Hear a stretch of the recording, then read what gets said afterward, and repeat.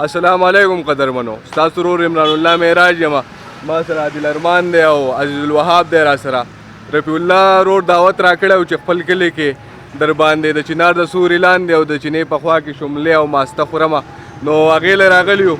د رفیع الله رور دا کلی به درته ښایو الیګراما، او راځئ د شملې او ماسته هم د عادل ارمان او عزیز الوهاب صاحب سره وګورئ.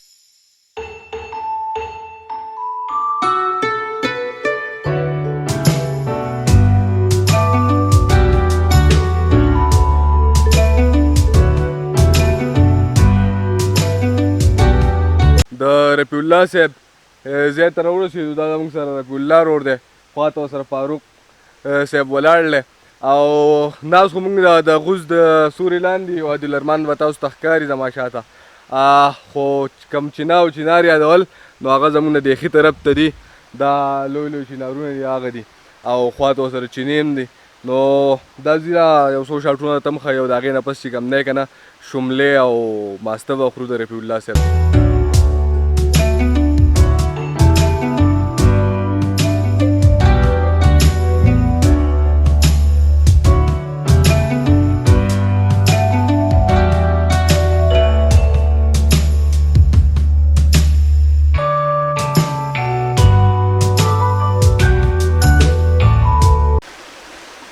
چنار یخ سوري ته ناستې د چینې په خوا کې دوه مینان لګیا دي، یو بل ته خبرې کوي.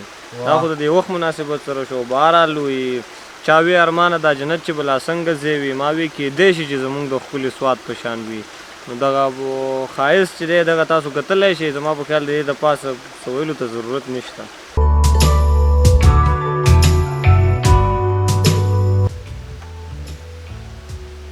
الحمدلله پوره د کوچو پلیټ مې غواړ وخوړو، عادل نه خوړو، هغو ورته هم سلام علیکم ویلی و. اورې ها قدرمنو، د چنار د سوري لاندې مو کوچ ماسته او شملې او بیا پکې سارانۍ کوترې هم وخوړې. اوس روان یو کته کوزېږو د سیند خوا ته. دلته کې یو د ډرون شاټس خول، خو دا ځای چې کوم دی نو پلای زون دی، نو یا زموږ بدقسمتي ده او یا ستاسو بدقسمتي ده چې دا ښکلې نظاره ستاسو نه به نصیب کېږي. کته کوزېږو کېدای شي هلته کې کار وکړي، نو ډرون شاټ درته هم ښایو.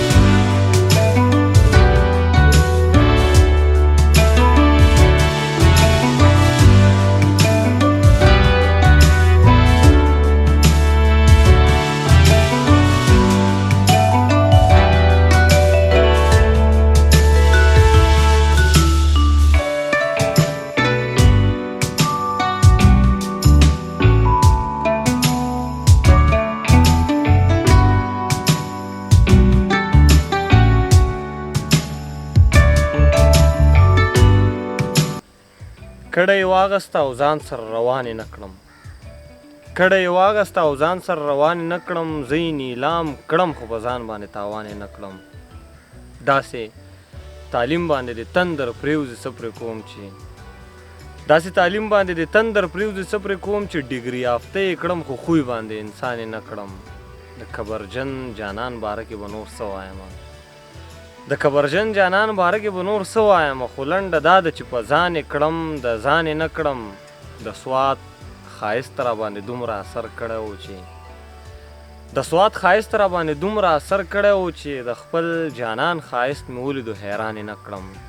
دا چې نن سپوږمۍ تبې نیولې ده، دا چې نن سپوږمۍ تبې نیولې ده، ښکاري لیونۍ تبې نیولې ده، دلته په ارمان نوم یې هلک پسې ښکلې شان جینۍ تبې نیولې ده. د رفیع الله صاحب کلي ته لاړو او د هغې نه واپس راغلو. ښه ښکلی خوند یې وکړو. یو څو شاټس دي هغه درته ښیمه، خو د هغې نه مخکې چې درنه اجازت واخلمه غواړم چې عادل ارمان ستاسو نه اجازت واخلي. چېرته چې ښاد اوسئ اباد اوسئ او دغه شان د عمران الله معراج دغه نور ویډیوز هم وګورئ. د عمران الله معراج دغه چینل هم سبسکرایب کړئ، پیج یې هم لایک کړئ، ځکه چې دومره کړاو کې په کار چې دغه کړاو رنګ راوړي. ډېره مننه.